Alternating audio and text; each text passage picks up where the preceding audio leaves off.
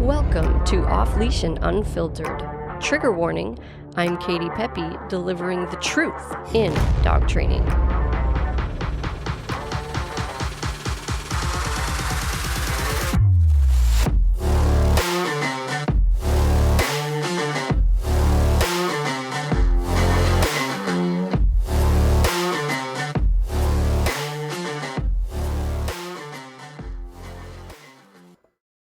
Hey everybody, this is your host, Katie Pepe. Before we jump in, I just wanted to take a quick second and remind you to hit the subscribe button because that helps us so much. We appreciate every subscribe and follow, and we have so much valuable information we want to share with you, so we don't want you to miss an episode. Without further ado, let's jump in.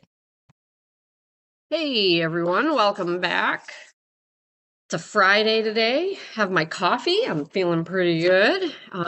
That's a joke because Friday is the same as any other day to me. Some people think that sounds pretty sad, but it's not. I'm living the dream.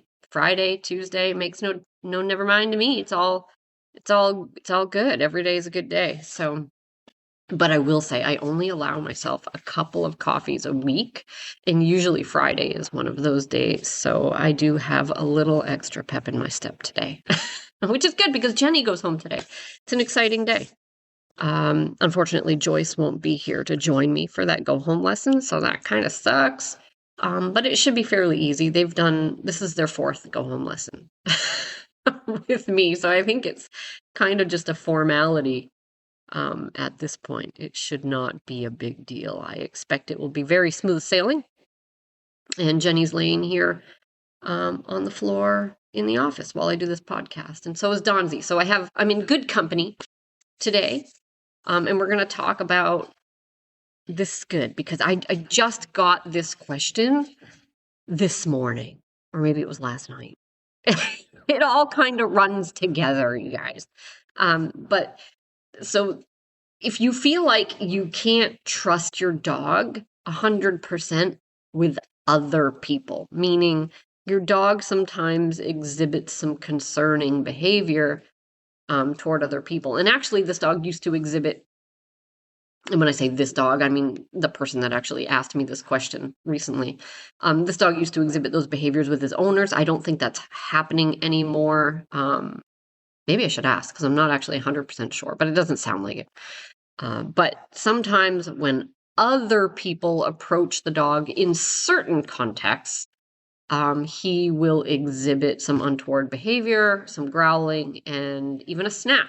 So we're going to talk about what do you do? Because it's interesting because this dog in particular is actually a pretty social, happy-go-lucky type dog. You know, I don't really like using those terms, but just to give you an idea, like what his personality is like, he's a lab, and he seemed like a pretty typical lab when he was here. He did the slightly extended program for behavioral stuff, and he excelled, and we honestly never saw any of that behavior from him while he was here. He was developing a habit of growling at his owners if they tried to move him or touch him when he was resting and that sort of thing. And let me be clear, like, we're pretty big on, like, let sleeping dogs lie, right? You don't need to bother the dog when they're sleeping, but you shouldn't have to be afraid to either. You know what I mean? It shouldn't be, oh, we have to kiss our dog's toes. You should be able to get the behaviors you want from your dog without worrying that they're going to bite you, right? Certainly. But usually we do that through accountability for commands, right? So for instance, if you have a guarding dog, yes, we're going to correct the guarding, but we're also never going to go grab something out of that dog's mouth physically. We're just not going to do it. It's a stupid thing to do. And you're asking to have a confrontation. So it's kind of the same thing, like if you have to move your dog, we're not going to just go over and physically grab the dog and move them. We're going to tell the dog to fucking move, right? And they have to do it when you tell them to. So that's how that generally works. But any untoward behavior, we always correct that, right? We're not going to let that slide because it's not okay. And because we don't want people relying entirely on management. So that doesn't mean be reckless with your dog, right? It's like, no, we want to be smart with our dog. We don't want to put them in situations we shouldn't. We want to advocate for them, all those things. But we also want to have some training in place where we create the safest version of our dog possible. And so if you have a dog where they seem, and actually my dog falls into this category, so we'll talk about him too. If you have a dog who seems like kind of a happy, social guy, an affectionate guy, but then in some situations, like he's doing things that alarm you, growling at people, snapping at people, let's talk about how you should handle that and how you should move forward. So, first off, and I know I've said this probably a million times, but I'm going to say it again, and I'm sure it won't be the last time. Your dog is for you. They are not there for other people. You are not obligated to let people interact with your dog. There's this like cultural shift where dogs are, especially if you have them out in public, the idea is that they are there for everybody else's entertainment. It's like, no, I'm spending time with my dog, either because I just want to, or I'm working with my dog, or we're training, or whatever. Doesn't matter. I didn't bring my dog to the park, on a walk, on a trail, to a cafe for you. I didn't. They're not there for you, and you don't need to touch my dog. So don't feel like you're obligated to allow people to interact with your dog, even friends and family, right? If you're not 100% comfortable and confident, or you don't think your dog's 100% comfortable with it, then just don't, right? And the best thing you can do is already have that boundary set and cemented in your head. Because if you're not sure how you feel about it, or if it's okay, or if you should do it, then when the situation arises, you don't know what to do. And you're wishy and you're washy and you let things go you shouldn't, and you end up with regrets later. And so it's like, no, if you're not 100% confident that your dog is comfortable with it and that it's totally fine and you're fine with it, then your answer should just be no, like, don't touch my dog. And you want to already have that cemented in your head because you don't want to be trying to make that decision in the moment, guys. And I say this about everything dog training related, when it comes to touching your dog, when it comes to people having something to say about the way you train your dog, all those scenarios, whatever the thing is that you run into that makes you uncomfortable or that you're not sure about, those things, you have to have a rule in your head for yourself. Like, this is how I respond to this, right? And that way, when the time comes, you don't have to think about it. You're not spending time doing math on something that you should already have the answer to, right? Because then you're going to be wishy-washy and you're going to violate your own boundaries and you're going to do things you regret because maybe you don't know what the right thing is to do. But you got to have those boundaries already ironed out in your mind so that you can implement them without, all of the trying to figure it out in the moment. It's just not a good situation to be in. It's not a good position to put yourself in. Excuse me. I'm just getting over a head cold, and so I'm still kind of raspy. So have those boundaries already figured out in your mind. If you're not 100% comfortable, then just take that question off the table, right? There should be no ifs, ands, buts about it. If you're not 100% confident, then it's a hard no. If you don't know your dog is 100% comfortable, it's just a hard no. Don't touch my dog. And there's nothing wrong with that. You have no reason to feel guilty about that. You are not obligated to anybody, and it doesn't make your dog weird or bad. This cultural idea that like all dogs should tolerate all touching from anybody at any time is so stupid. Your dog is not a teddy bear. They are a real live animal, autonomous. They make decisions and they just do what comes naturally. And so a lot of dogs are not comfortable getting attention, being touched, having their space invaded by people they don't know or that they don't know well and they don't have that relationship with. And for some reason, we're all shocked when some dogs respond poorly to that. Oh my God. No, guess what? It's normal, right? And I'm not saying you shouldn't do anything about it, but I'm saying it's normal and it shouldn't be surprising. And it should be perfectly fine and normal. We need to normalize people having boundaries around their dog. Don't touch my dog. I never let people touch my dog or any of the training dogs when we go out places. There's no reason to do that. So don't feel bad if your dog isn't comfortable with that or you're not comfortable with that. That's totally fine. And it is you're the only one that can stand up for yourself and your boundaries and advocate for your dog. There is nobody else to do it, guys. So you have to be willing to do that. And the best thing you can do for yourself is have that response already ready to go in your head so you can just whip it out when it's time and you don't have to be wishy-washy or indecisive about it, because that could come back to bite you in the butt, literally. Okay, so a no pet policy is a great idea for those dogs. Huge proponent of that. But that being said, you do want to make your dog the safest dog possible, right? So we always approach these things from both ends. It's like safest dog possible, and we don't put them in positions we shouldn't. And so that can be a little tricky though sometimes, right? Because to create the safest dog possible, generally we want to put them in situations where they'll make bad decisions, and we want to give them that feedback, right? And so if you have a dog that snaps at people, it's like, well, you can't just have people walking up to him and let him snap, right? Because that's not safe. Someone's going to get bit. You can't do that. But what you can do is you can correct other untoward behavior that comes before the snap.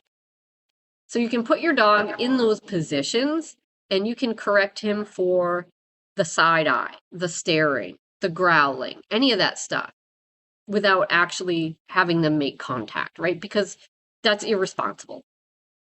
You can even put a muzzle on your dog if the situation dictates that that's a necessity or that would be helpful. You can use a tie back, right? So in this case, the person that was asking me this question recently, their dog tends to snap only when they're on their bed. So it's like, okay, well, you could put your dog on a bed and you could put them on a tie back and have somebody approach without actually touching them, right? Because again, you can't put other people in a position where they're going to get bit, guys. But if you have someone that can follow instructions and can stay a safe distance from the dog and just basically tip the dog a little bit over that line where they feel like they need to start guarding their bed or whatever it is they're doing, then that gives you a chance to address that, right? So the second the dog starts staring, starts stiffening up, right then you can say no, and you can rock that dog's world. And you know what? I would. I absolutely would. It's like, I always tell people, it's funny, we joked that maybe this should be my tagline, this should be my slogan. If you want to put something to bed, put it to bed, right? Stop fucking around with it, guys. It's like, yes, there are some things that are a little more complex than this, but there are some things that are not, okay?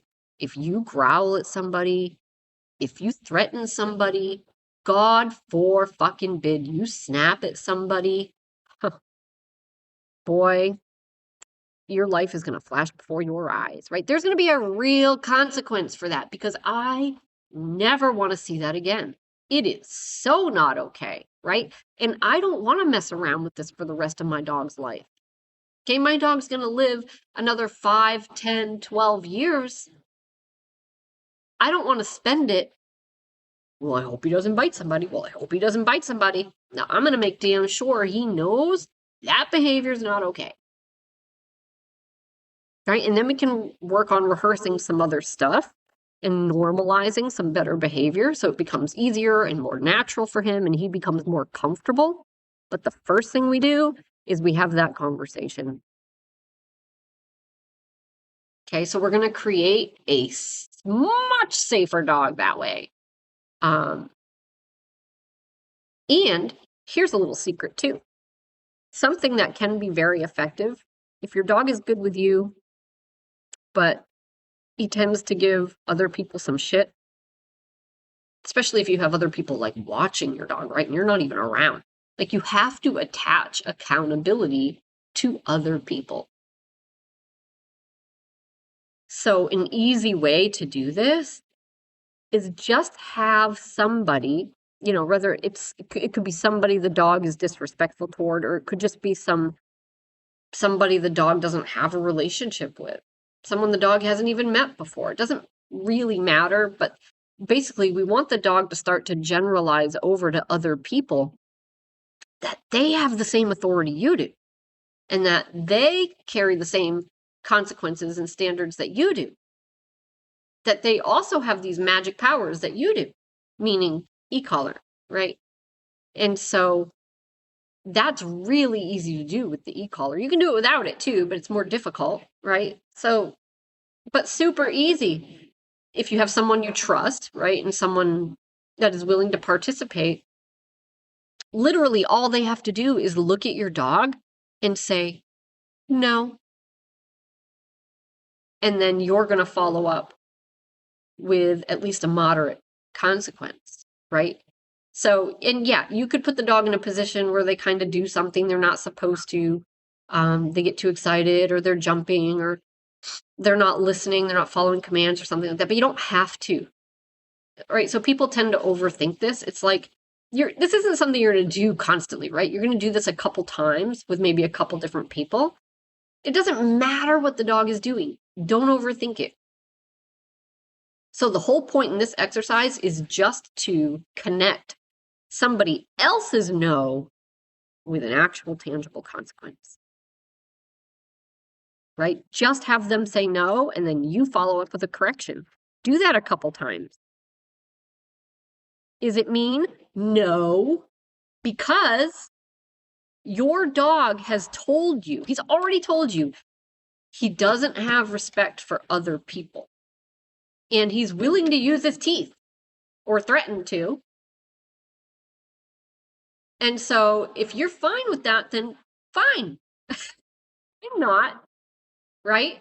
So I'm going to teach my dog that other people have all these same powers and same authority and deserve the same respect I do. And if I can do that in like literally 2 split seconds, that makes no sense, but I'll edit that out. Sure I will. If I can do that in just a couple of seconds, am I going to do that? Yeah, I'm going to do that. And so that's the point, is it puts another tool in your tool chest. It puts another memory in your dog's head. It creates another experience, something different that they haven't experienced before, which is, oh, strangers have authority and standards. And it garners some respect for them. And we do this for kids all the time, right? So you can have someone else say no, and then you can provide the correction. And I would even recommend that you drop into the background a little bit, right? Instead of you standing right there, especially like holding the remote up, you fall into the background. You don't even have to be in the room, right? Again, if it's safe, right? I'm not telling you to take like a super aggressive dog, have them free roaming around a stranger and correct them. Like, that's not what I'm saying, right? Common sense and safety. So I just got to add that little side note in here because you know people will do that. That's a different situation. So I'm just talking about a dog that has very specific contexts where it has some untoward behavior, right? Or it's demonstrated in the past that it just doesn't have the same level of respect for other people. Not a dog that is actively trying to attack people. under normal conditions. No, that's not what I'm talking about. That's a different scenario. That involves a lot more work, right? But if you have a dog that's already trained, especially, you could do this. You could also have that person give them a command and issue a correction at the same time. Again, regardless of what the dog does, because it's not about that. This isn't about the dog did something good or the dog did something bad or did what they were supposed to or didn't do what they were supposed to. You have to get all of that out of your head. And this is just about tying gravity to the person.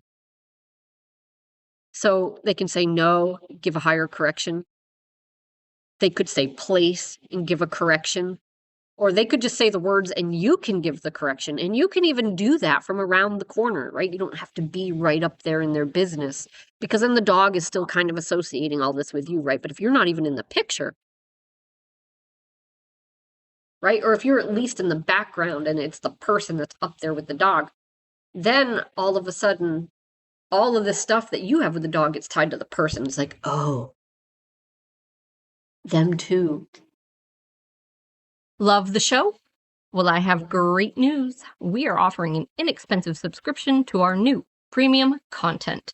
This is content that isn't available to the general public. We make it just for our subscribers. We're going to cover a variety of new topics in these episodes, and I think it's going to be a ton of fun.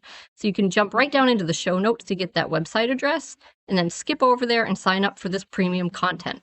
Just wanted to take a second to let you guys know about that. Thank you so much for your support. And now, on with the show.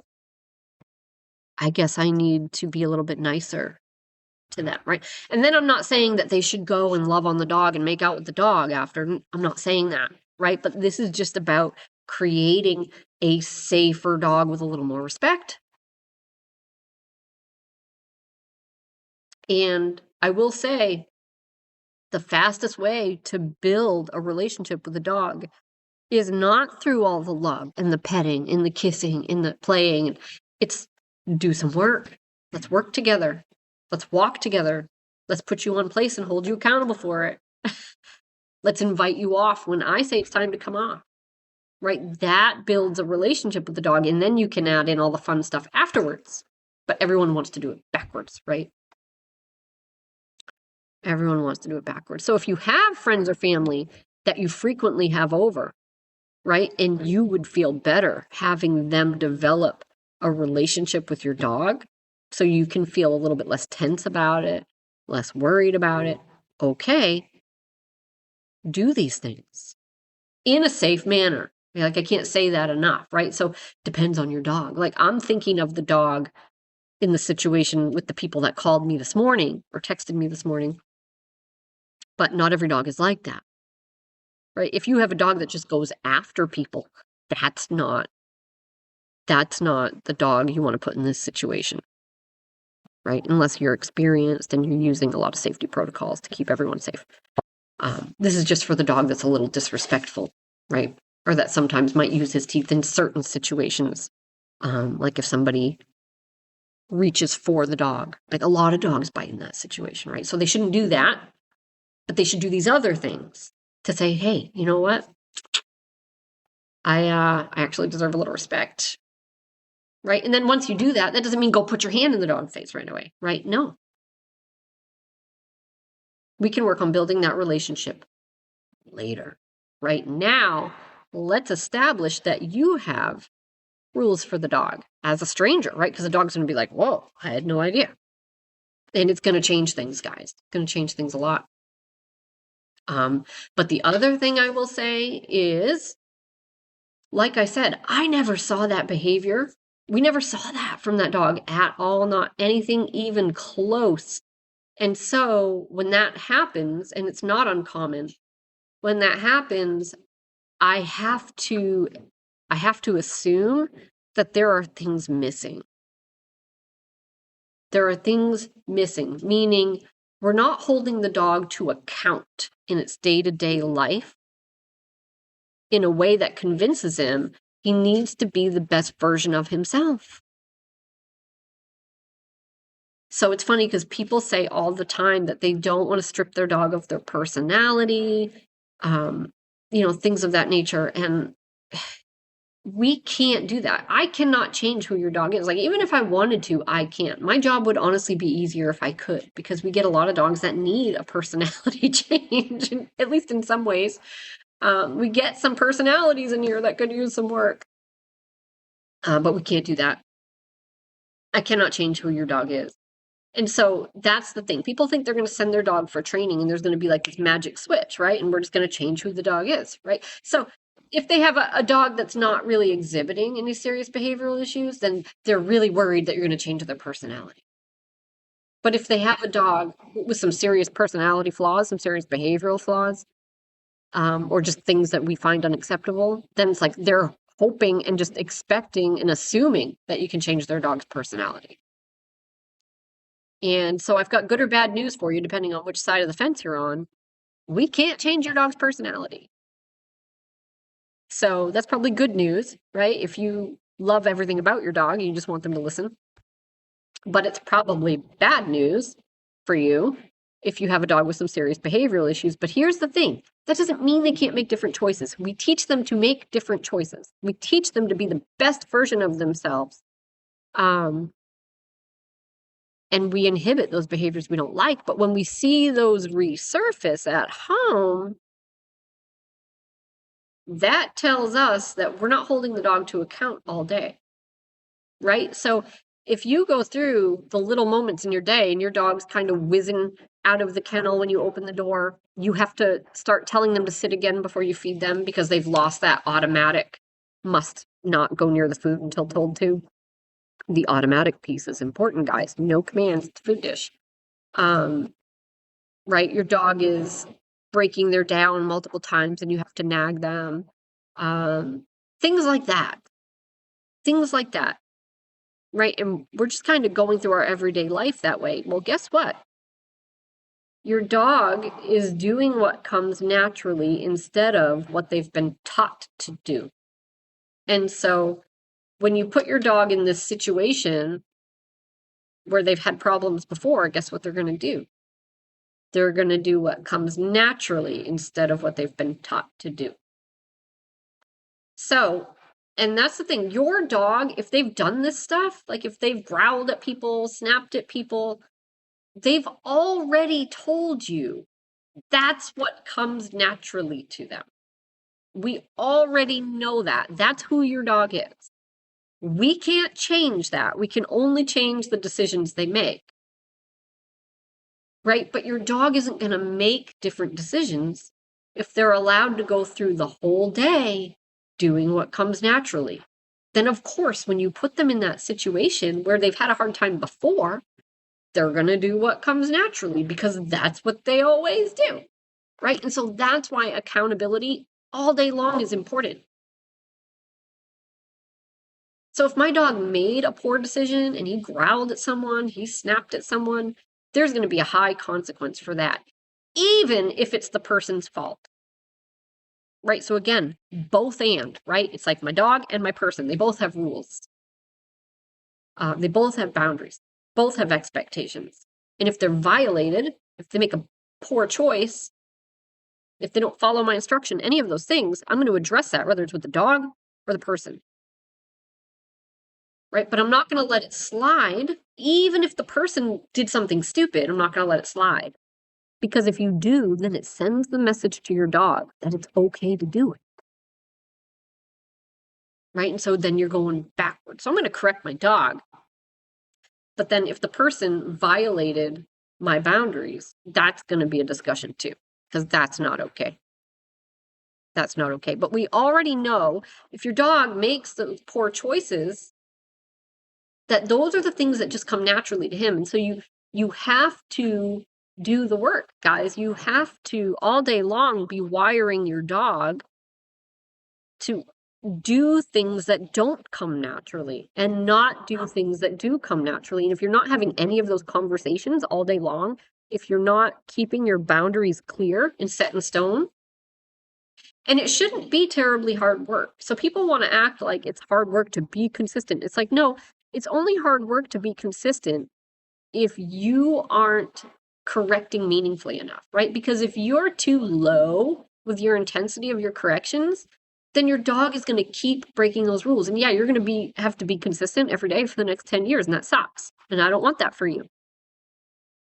Right? But if you're willing to turn up the heat and draw the line in the sand with your dog and say, hey, this is a boundary, don't cross it. He's not going to cross it anymore.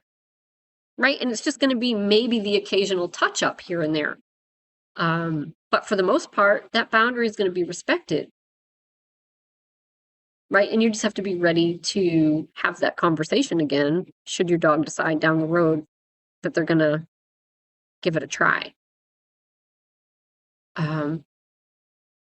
And if you do that, right, and you keep those boundaries really clear and really consistent, and your consequences are meaningful, now you're talking, right? Now you're cooking with gas, because now you've got a dog who knows all day long, like, I have to be the best version of myself. There are rules here. There are standards here.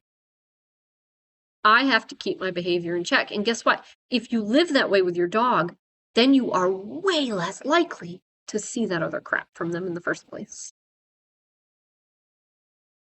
And like I said, this particular dog, I never saw it. I never saw it, guys. And so that's not me picking on his owners at all. And actually, it looks like they're doing fantastic, especially from the obedience aspect. But that's the thing. And people aren't dog trainers, right? And that's why they come to me. Is because we're dog trainers.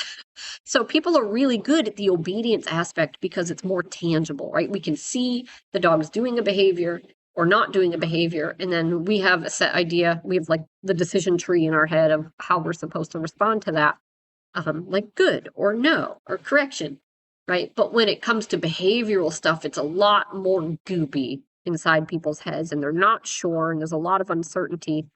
But that's why we're here. And so I'm here to tell you, having standards all day and actually enforcing them, right? They can't just be standards in your head. You have to actually enforce them in a way that matters to the dog. If you do that, you get a better version of your dog. Okay? But it's not magic. Your dog isn't just going to magically change overnight. So here's an example. I have little Finn here right now. You remember little Finn? If you follow me, Finn is this tiny little dog. Cavapoo, maybe. He's a poodle mix. Can't remember. Some kind of little breed, little tiny breed mixed with a poodle. I mean, this dog was like 4 pounds when he was here last. He looks a little bigger than that now. Maybe 6 pounds, maybe. He's tiny, but he was a biter. His owner described him as like a little gremlin. And if we adjusted his collars or anything, he would bite. He bit the vet. Very, very mouthy. He didn't do it anymore. His owner actually said, because Joyce was adjusting his collar when he came in for boarding last night, and I was like, just be mindful, he gets defensive, or could potentially get defensive, because he's kind of sensitive, and if you do something that makes him a little uncomfortable, he goes right to bite. And one of his owners looked up and said, "Oh, he doesn't bite." And of course, I corrected her because all dogs bite. I know people love it when I do that, but it's true, right? And so I'll never miss an opportunity to say that. Because that is how we should view dogs, right? And I think we would have a much safer, things would just be safer and better, and we would have far fewer incidents if everybody viewed dogs that way. So I said all dogs bite. But, of course, I said that because I have to.